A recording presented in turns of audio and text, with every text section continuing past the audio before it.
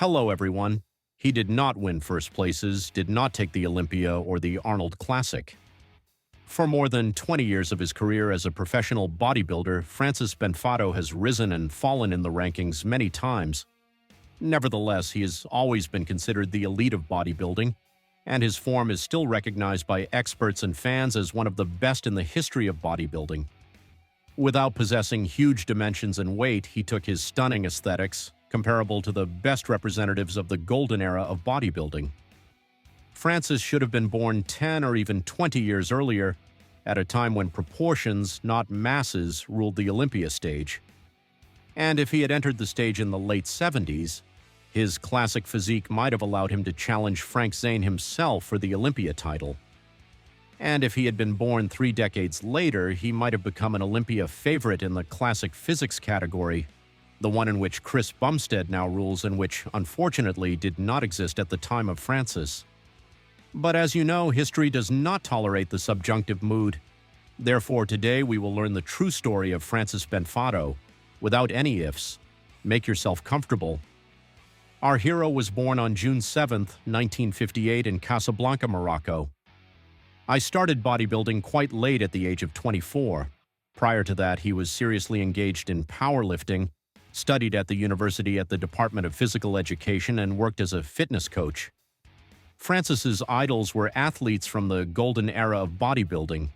He admired the young Arnold Schwarzenegger and the French bodybuilders Leon Kassarian and Serge Nubret. Also, the example of his father, who trained with barbells and dumbbells in his own small gym, had a huge influence on the formation of Francis. Even in his youth, Benfatto knew that he would connect his life with sports. This was evidenced not only by his inner desire, but also by the excellent genetics that he was endowed with by nature. The guy's musculature grew just like lightning, and Francis was always very interested in this process. Why do muscles grow? He wasn't so much attracted to the training itself as to the causes of muscle growth. We can safely say that having become interested in bodybuilding, he experimented on himself, trying to delve into the topic as much as possible and understand the principles and ways to increase muscle volume. In 1976, at the age of 17, Benfatto took part in his first bodybuilding competition, and in 1982 he won the Mr. France competition in the category up to 62 kilograms, with a physique that visually looked at least 20 kilograms heavier. Such was the illusion of massiveness and magnificent form that he created. As Francis himself says, he won because he had excellent symmetry and proportions. He realized early enough that if you prepare well for the competition, even competitors with large volumes will look worse. Thus, it is better to be strictly outlined than huge. Benfatto maintained his classic form with narrow hips, a V-shaped torso, and artistic poses on stage. In 1985, he won the amateur Mr. Universe tournament, and after that he competed at the World Championships for 3 years in a row, gradually improving his results year after year. In 1985, he was 5th in the World Championship. At 86, he was among the top 3, and at 87, he took 2nd place and received a professional card. On his professional debut at the 1988 IFBB French Grand Prix, Francis finished 9th. After that, there were the Champions Night tournaments, the Grand Prix of Sweden, Germany, and Spain. He was always in the public eye and performed a lot. True, I couldn't get higher than 4th place anywhere, like at the 1989 German Grand Prix, but I always got into the top 10. Most often, they are located within the 6th or 9th places, and then in 1989, the first Olympia was waiting for him. He weighed only 80 kilograms on it.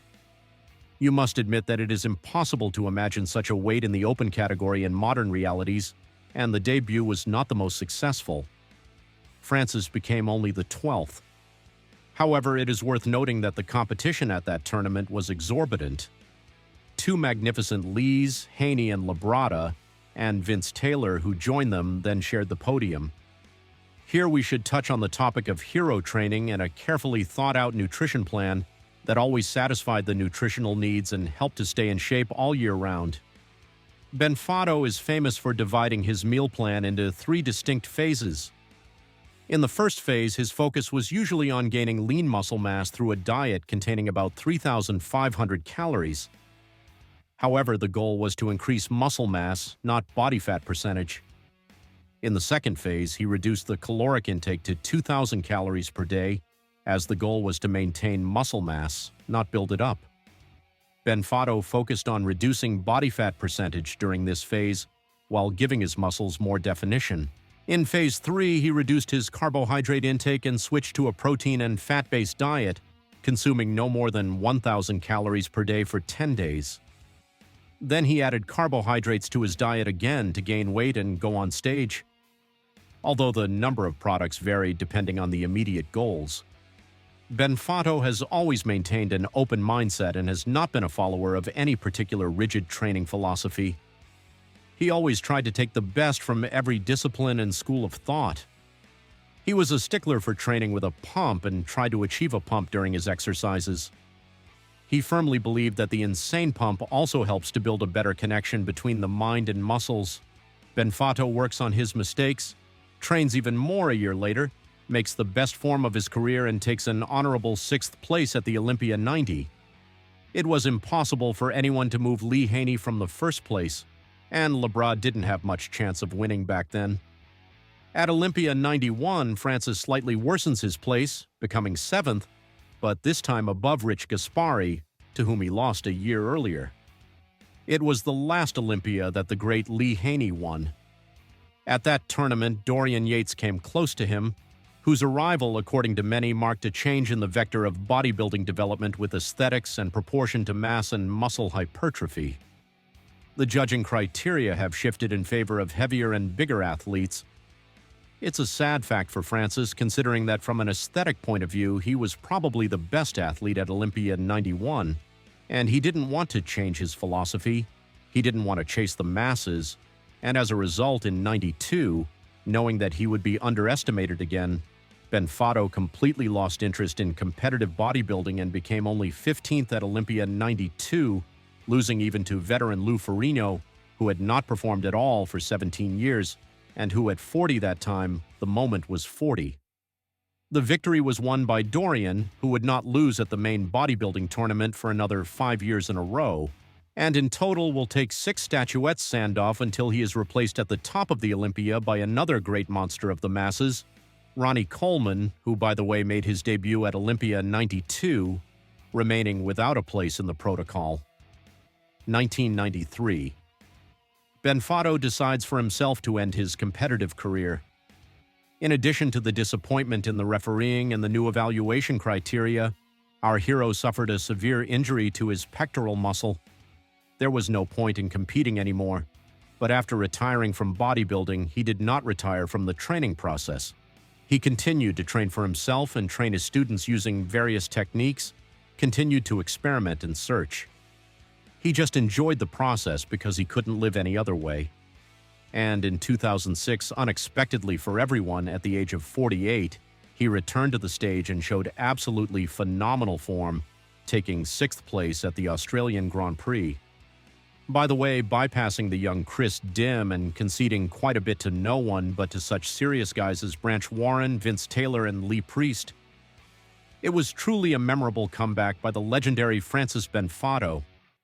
Today, our hero lives in South Africa with his wife and is engaged in the business of his sports nutrition company, Benfatto Nutrition. Benfatto is known as one of the most qualified athletes in terms of knowledge of steroids, dietary supplements, and other elements for gaining muscle mass as soon as possible. He also writes books and articles about bodybuilding, training, nutrition, and pharmacology. His work is still published by such well-known sports publications as Flex, Muscle and Fitness, and many others. Francis is a frequent guest at prestigious bodybuilding championships in different countries. He is often invited to sports exhibitions and seminars as an expert. In his 7th decade, he is now 66. He is in excellent physical shape, still regularly attends the gym, and enjoys good health. One of the leading cardiology surgeons in Cape Town examined his heart, as he was curious about its condition after so many years of training. It turned out that Benfatto's heart has a normal size, and his condition is similar to that of a 27-year-old. There are rumors that Benfatto is preparing to join the ranks of veterans and try his hand at the Masters Olympia. We think his fans will be only too happy with this turn of events. And in conclusion, here is an interesting fact.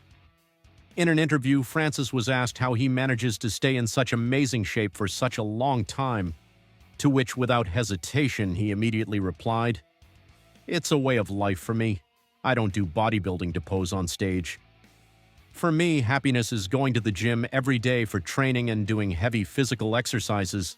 This is my favorite activity." And finally, let fitness and bodybuilding become your favorite thing, your favorite activity, and then success in this field will be guaranteed to you. And as always, I will be grateful for your support. It helps in the development of the channel. Please like, subscribe to the channel, share the video with your friends, and do not forget to click on the bell so as not to miss the new release. Thanks for watching. Sports Guru was with you. See you later.